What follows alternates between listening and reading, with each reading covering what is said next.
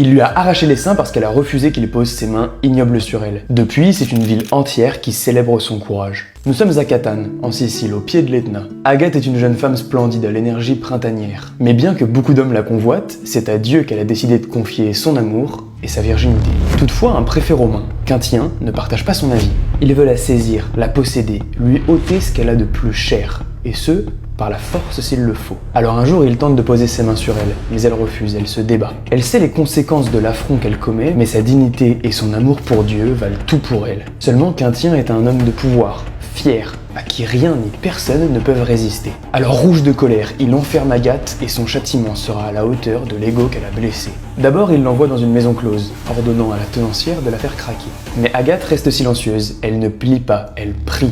Et ce silence irrite Quintien au plus profond de son être. Chaque refus l'enflamme un peu plus. Chaque regard d'Agathe qu'il ne peut briser la consume davantage. Et pendant qu'il bouillonne, l'Etna aussi se met à gronder. Quintien la frappe, mais elle ne bouge pas. Et dans les campagnes de Catane, les chèvres lèvent la tête. Le sol a vibré. À peine.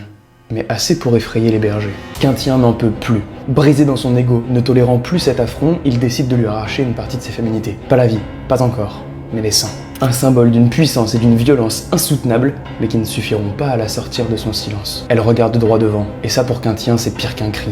Alors il l'enchaîne et se déchaîne, et alors que le sol tremble d'une force inouïe, elle tient contre elle un voile rouge.